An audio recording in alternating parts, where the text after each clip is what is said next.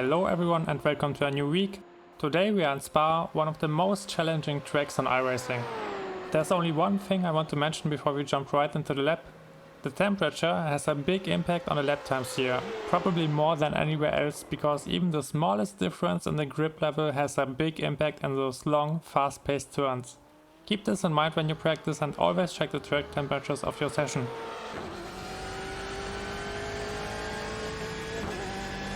We are approaching turn 1. The dirt spots on the track help you to find your braking point.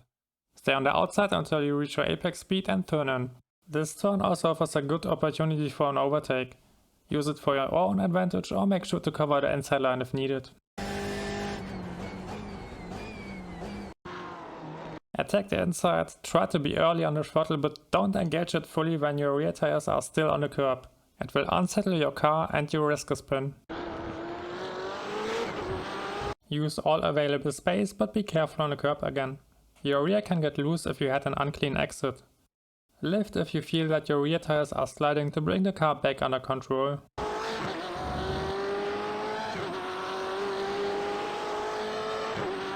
Rouge and Radillon are laying ahead. Let's have a look at the line before we dive into the combination. Your goal should be to take this combination flat out. In order to achieve this, you have to attack the first inside curb. Especially beginners will try to follow a line which looks more like this, but this line will get you in trouble because your car will get pushed to the outside and in the end, you won't make the turn. Stay on the outside, turn the car once you see the curb coming, and attack it. You can be really aggressive here before you receive an incident point, and the further you are on the left, the easier your angle for the uphill right will become. Hug the curb on your way up the hill. You don't want to attack it, it's pretty steep and can push your car away to the outside of the track. And finally, don't cut too hard over this curb to avoid an incident point.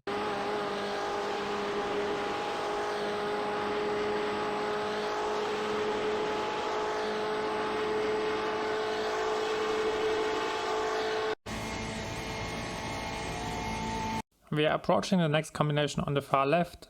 Use the 100 meter board and the curb to find your braking point. It's another big chance to attempt an overtake, so use it or cover the inside. Trail brake into the combination and attack the curb. Attack the second curb as well. Overall, it's important to hug this apex and be patient on the throttle. You want to exit this turn on the far left side. This gives you a good entry into the upcoming right-hander. Ideally, you can take it flat out and carry a lot of momentum onto the short straight.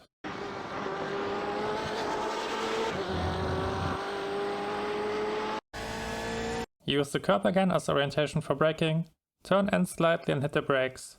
You want to extend the braking zone deep into the turn while also staying on the inside. Be patient on the throttle and engage it only when you know that you will hit the exit. Once you accelerate, you want to push the car to the far right hand side of the track. That way you can prepare a good run onto the next straight again. Tap the brakes if needed to adjust your speed and try to hit the throttle before you pass the upcoming curb on the inside. Attack the curb if possible. This can be a bit tricky in hot weather, when you have a bad entry or when your setup is a bit loose. Avoid the curb and aim for a tight line instead in case any of these points apply. It's easy to catch an incident point here, try to avoid it. However, taking the incident can give you a huge run into the next sector. If you are in a difficult situation, for example when you are about to lose the draft of the pack ahead of you, you can consider trading this one incident point for a better track position.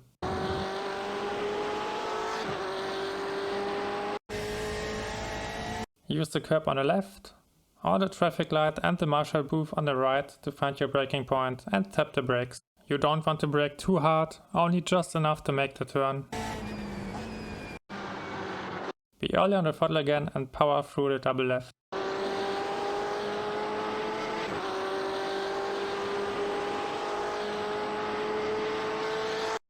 Position the car on the far left. You can use the outside curb and the Allianz banner to find your braking point. Initiate the brakes hard at the beginning of the braking zone and transition into trail braking while you turn in.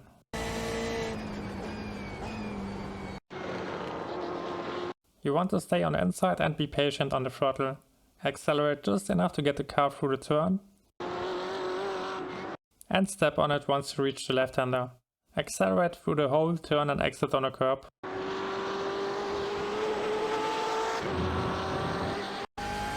Now swing back to the left side of the track, point the car towards the curb and hit the brakes shortly before you reach it.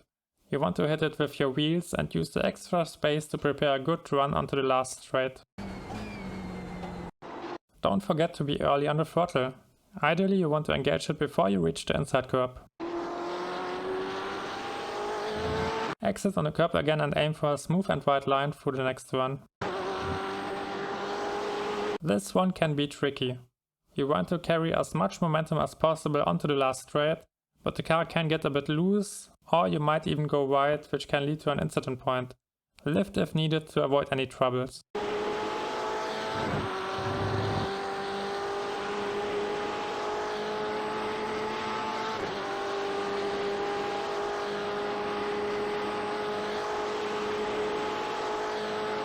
The next turn is flat out. Simply stay on the far right, aim for a tight line around the curb and turn in. If you need to correct your line, simply lift like in the turn before.